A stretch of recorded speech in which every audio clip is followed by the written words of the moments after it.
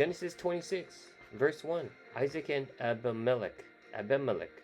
There was a famine in the land, besides the first famine that was in the days of Abraham. And Isaac went to Abimelech, king of the Philistines, in Gerar. Then the Lord appeared to him and said, "Do not go down to Egypt.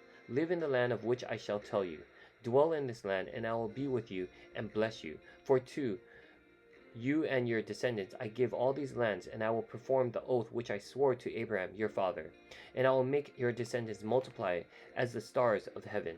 I will give to your descendants all these lands, and in your seed all the nations of the earth shall be blessed. Because Abraham obeyed my voice and kept my charge, my commandments, my statutes, and my laws, so Isaac dwelt in Gerar. And the men of the place asked about his wife, and he said, She is my sister. For he was afraid to say, She is my wife, because he thought, lest the men of the place kill me for Rebekah, because she is beautiful to behold. Now it came to pass, when he had been there a long time, that Abimelech, king of the Philistines, looked through a window and saw, and there was Isaac, showing endearment to Rebekah his wife. Then Abimelech called Isaac, said, Quite obvious, she is your wife. So how could you say, She is my sister? Isaac said to him, Because I said, lest I die on account of her. And Abimelech said, What is this you have done to us? One of the people might soon have lain with your wife, and you would have brought guilt on us. So Abimelech charged all his people, saying, He who touches this man or his wife shall surely be put to death. Then Isaac sowed in that land, and reaped in the same year 100-fold, and the Lord blessed him. The man began to prosper, and continued prospering until he became very prosperous. For he had possessions of flocks, and possessions of herds, and a great number of servants. So the Philistines envied him. Now the Philistines had stopped up all the wells which his father's servant had dug in the days of Abraham his father, and they had filled them with earth. And Abimelech said to Isaac, Go away from us, for you are much mightier than we. Then Isaac departed from there, and pitched his tent in the valley of Gerar, and dwelt there.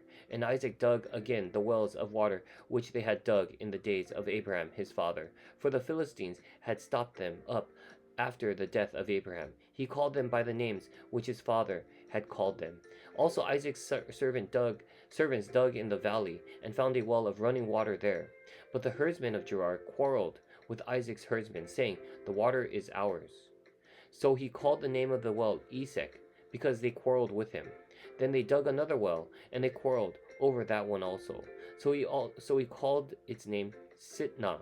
And he moved from there and dug another well, and they did not quarrel over it. So he called its name Rehoboth, because he said, For now the Lord has made room for us, and we shall be fruitful in the land.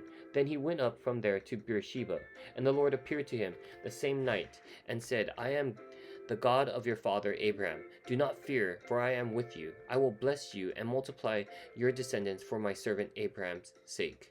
So he built an altar there and called on the name of the Lord, and he pitched his tent over there, and there Isaac's servants dug a well. Then Abimelech came to him from Gerar with Ahuzath, one of his friends, and Pichol, the commander of his army. And Isaac said to them, Why have you come to me, since you hate me and have sent me away from you? But they said, We have certainly seen the Lord is with you. So we said, Let there now be an oath between us, between you and us, and let us make a covenant with you. Hey, thank you for coming in to hear the word, and thank you for the follow. We are in the book of Genesis 26. So let's continue with scripture. Verse 29, that you will do us no harm, since we have not touched you, and since we have done nothing to you but good, and have sent you away in peace, you are now the blessed of the Lord. So he made them a feast, and they ate and drank. Then they arose early in the morning and swore an oath with one another, and Isaac sent them away, and they departed from him in peace. It came to pass the same day that Isaac's servants came and told him about the well which they had dug, and said to him, We have found water. So he called it Sheba. Therefore the name of the city is Beersheba to this day. When Esau was 40 years old, he took as wives Judith, the daughter of Beeri the Hittite, and Basemath, the daughter of Elon the Hittite, and they were a grief of mine to Isaac and Rebekah. So we're going to read commentary here. And commentary is coming from the Tony Evans Bible Commentary. So, oh, it's the whole chapter. We're gonna thank you for those likes. I really appreciate the likes. Thank you very much.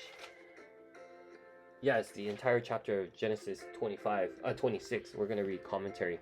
Verses 1 through 11. If this short account sounds familiar, it should. Isaac's father Abraham tried the same trick with Sarah, with similar results. The context is similar. Isaac, like Abraham, was facing famine. Because of the famine, he moved into the region ruled by Abimelech. Out of fear for his life, he lied to Abimelech by calling his wife his sister. But Abimelech soon learned the truth, and just as before, a ruler both scolded a man in this family for his deception and warned his own people not to touch the women involved. Once more, we see God's commitment to keep his covenant, since it would be necessary that the line of descent remain uncontaminated. It is ironic that in the midst of a scene of Isaac's fear and unfaithfulness, we find a repetition of God's covenant to him. Isaac, like Abraham, was promised lands, offspring as numerous as the stars, and a blessing that would be for all the nations of the earth. This promise, personal, national, and international, was unconditionally made to Abraham and passed on to Isaac despite his faithfulness. God's hand was on Isaac, so when he sowed seed in that land, he reaped 100 times what was sown. His flocks also multiplied greatly. Unfortunately, the Philistines of the area grew envious of Isaac's success, so they attempted to sabotage Isaac by stopping up all the wells. In an agrarian society, wells indicated dominion. Owning one meant that you essentially governed the surrounding area. Rather than quarrel over specific wells, however, Isaac avoided conflict by constantly moving and digging new wells. Eventually, God provided an uncontested well, and by extension, a space for Isaac to be fruitful in the land. As God continued to provide for Isaac, he also reminded him of the promise, "I will bless you and multiply your offspring." God told Isaac, adding a new promise, "Do not be afraid, for I am with you."